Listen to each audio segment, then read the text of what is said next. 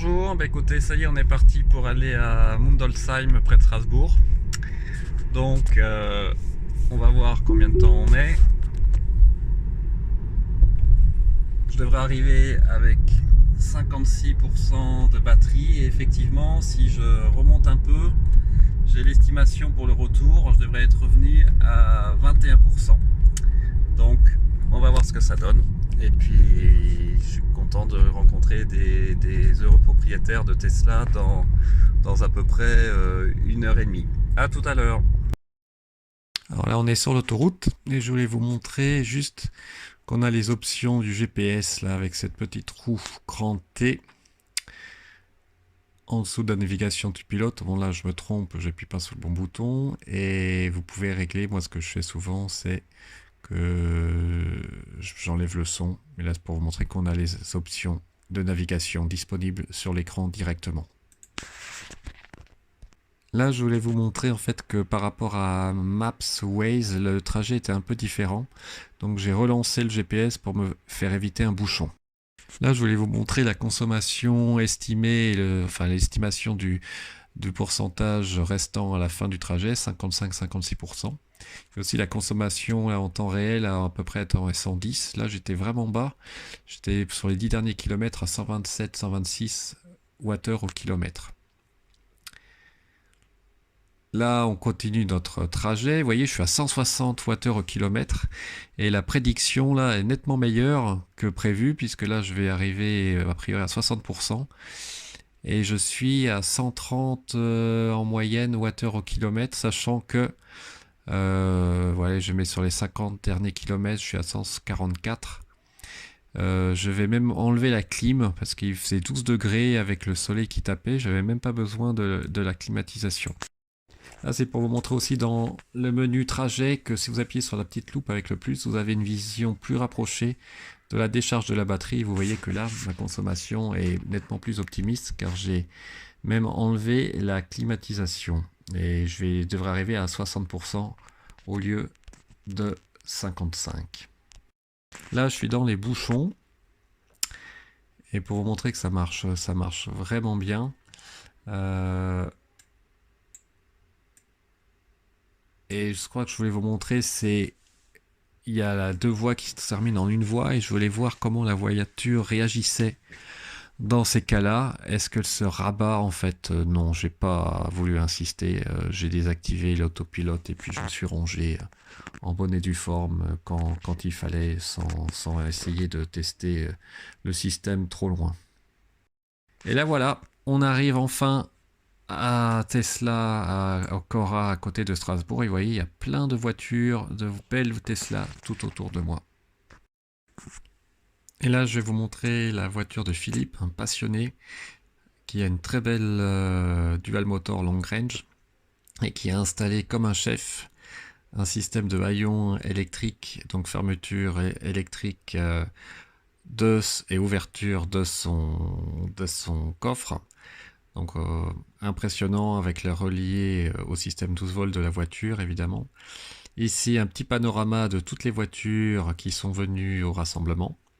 Que des belles voitures. Et là dans le service, enfin c'est le service center, c'est la concession éphémère de Tesla. Vous avez une belle Tesla rouge Model 3 qui trône fièrement dans le petit préfabriqué. Alors j'ai appris plein de choses, notamment par ce passionné Philippe qui m'a montré le type de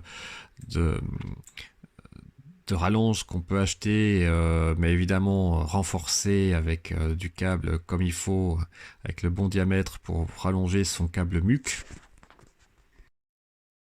Et puis j'ai appris aussi plein d'autres choses sur la voiture en elle-même, le système pour les pompiers de déconnexion de la batterie qui était mal positionné sur ma voiture notamment. La connexion à la prise OBD aussi qui m'intéresse. Donc où le câblage est quand même un peu particulier par rapport à une voiture thermique classique où il suffit d'en ficher la prise qui est généralement près du volant ou près de la boîte de vitesse.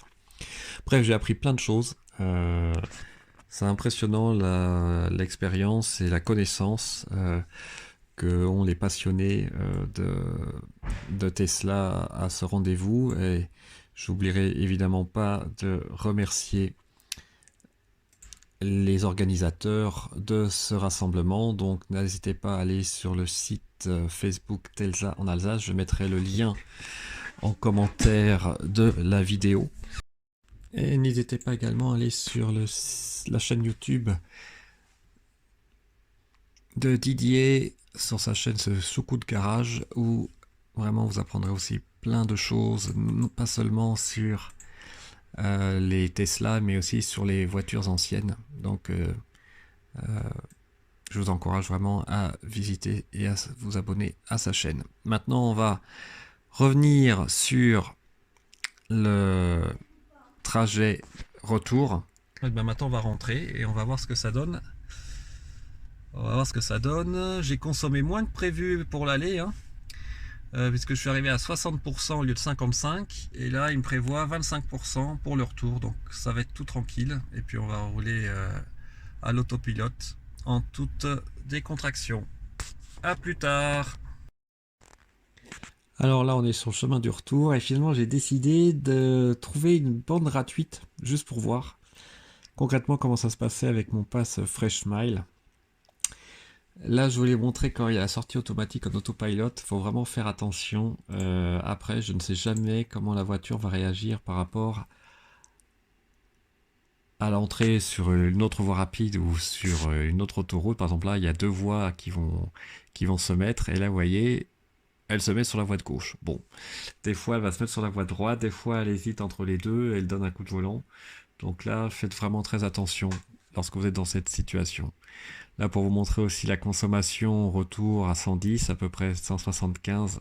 Et surtout, regardez là, l'insertion de la voiture devant, je l'ai en autopilote, elle l'a super bien gérée. Elle a freiné un peu fort quand même, mais j'ai pas eu à intervenir, elle a vraiment anticipé que la voiture allait se mettre devant moi. Là, c'était pour vous montrer encore la détection des plots blancs, vous voyez, sur la gauche là. Intéressant, c'est de l'autre côté de la route. Donc c'est vraiment la confirmation maintenant que ça détecte les plots et pas seulement que les cônes jaunes. À voir comment ça va être ensuite intégré dans la navigation, je veux dire dans la direction, le cap de la voiture. Est-ce que elle évitera les cônes plus tard ou ces fameux plots blancs, ou est-ce qu'elle se fixe, à mon avis pour l'instant, que sur les lignes blanches pour maintenir la trajectoire. Mais à surveiller dans le futur. Là, pour vous montrer que aussi une amélioration que j'ai notée, c'est que dans les bouchons, elle freine vraiment très très progressivement et doucement en se rapprochant lentement de la voiture devant. Elle démarre beaucoup plus vite qu'avant par contre.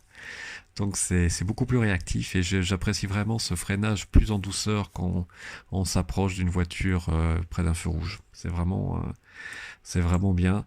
Là, pour vous montrer par contre que j'ai pas l'autopilote parce que j'ai pas de ligne blanche ni à droite ni à gauche.